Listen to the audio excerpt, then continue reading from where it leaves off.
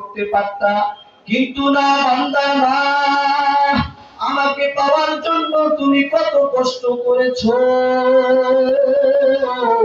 আমাকে পাওয়ার জন্য তুমি কত পরিশ্রম করেছো।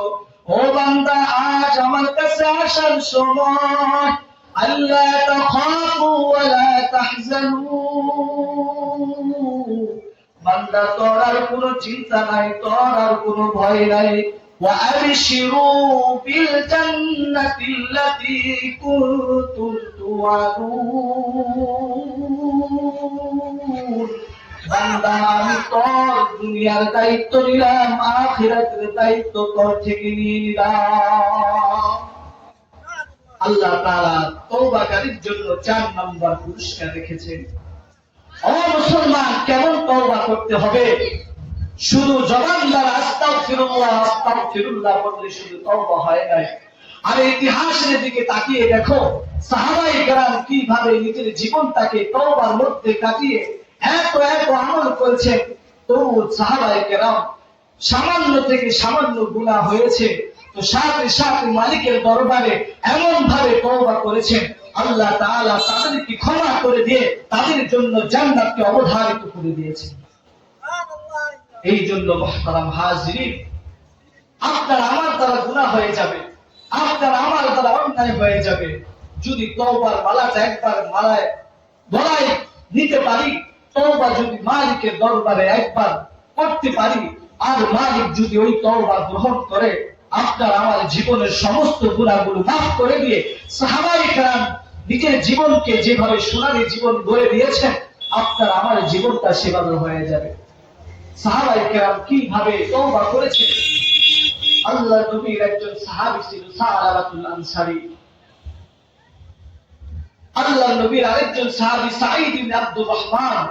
আল্লাহর নবী সাঈদ ইবনে আব্দুর রহমানকে যুদ্ধে নিয়ে যাবে, আল্লাহর নবী সালাবাতুল আনসারীকে বললেন, ও সালাবা, আমি তো আমার সাহাবী সাঈদকে যুদ্ধের ময়দানে নিয়ে যাব, তুমি তার পরিবারের দায়িত্বটা একটু নিবা, তুমি তার পরিবারকে দেখে রাখবা, এই কয়টা দিন তুমি তার পরিবারের দায়িত্বটা নাও। সালাবাতুল আনসারী সাঈদ ইবনে আব্দুর রহমানের পরিবারের দায়িত্ব নিল। আল্লাহ নবী সাল্লাল্লাহু আলাইহি ওয়াসাল্লাম সাঈদ ইবনে আব্দুর রহমানকে নিয়ে তিনি যুদ্ধের ময়দানে চলে গেল। এমন সময় একদিন হঠাৎ করে সালাবাতুল আনসারী সাঈদ ইবনে আব্দুর রহমানের ঘরে প্রবেশ করলেন। সাঈদ ইবনে আব্দুর রহমানের স্ত্রী পরমা সুন্দরী ছিলেন। হঠাৎ করে সালাবাতুল আনসারীর মনের মধ্যে শয়তানের ওয়াসওয়াসা দিল। সালাবাতুল আনসারী হঠাৎ করে সাঈদ ইবনে আব্দুর রহমানের স্ত্রীর হাতটা ধরে ফেললেন। এমন সময় সাঈদ ইবনে আব্দুর রহমানের স্ত্রী বললেন, ও সালাবা, তুমি তো আল্লাহর নবীর একজন বড় সাহাবী, তুমি তো আল্লাহর নবীর একজন বুজুর্গ সাহাবী,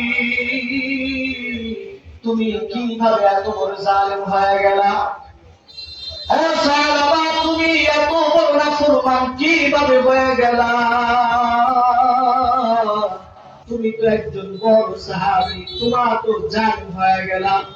এই কথা যখন বলল, সালাবা দু চোখের পানি ছেড়ে দিয়ে মদিনার বাইরে পাহাড়ের চূড়ায় চলে যায়,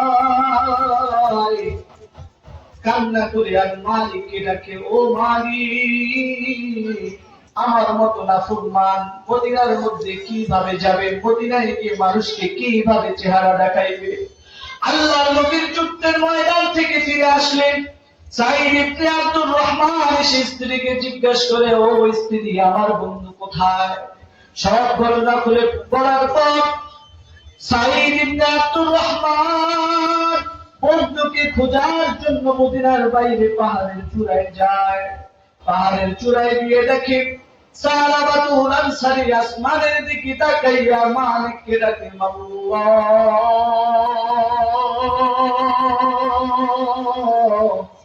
আমার মতো নাফরমান কিভাবে মদিনায় যাবে? রাসূলের আমাকে আমি খেয়ানত করেছি, আমার গুনাহ কি মাফ হবে নাকি? সাঈদ ইবনে আব্দুর রহমান গিয়ে বলে, ও সালাবা, চলো মদিনায়, রাসূলের দরবারে চলো। রাসূল কি সব খুলে বলে, রাসূল তো পথ বাতলিয়ে দিবেন। সালাবাতুল আনসারী বলে, ও সাঈদ, আমি এই গুনাহগারের চেহারা নিয়ে আমি মদিনায় যাইতে পারবো না। যদি আমাকে মদিনায় নিতে চাও, অপরাধীদের মতো আমার হাতগুলোকে ঘাড়ের সাথে বেঁধে আমাকে টানতে টানতে মদিনায় নিয়ে চলো, যাতে মদিনাবাসী দেখতে পারে আমি বড় গুনাহগার, আমি বড় জালেম। সাঈদ ইবনে আব্দুর রহমান সালাবাতুল আনসারীকে অপরাধীদের মতো টেনে টেনে মদিনায় নিয়ে যায়। সালা বলে, ও সাঈদ, আমি নবীর দরবারে যাব না, হযরতে আবু বকরের দরবারে চলো। দেখি হযরতে আবু বকর ক্ষমার কোনো পথ দেখাইতে পারেনি।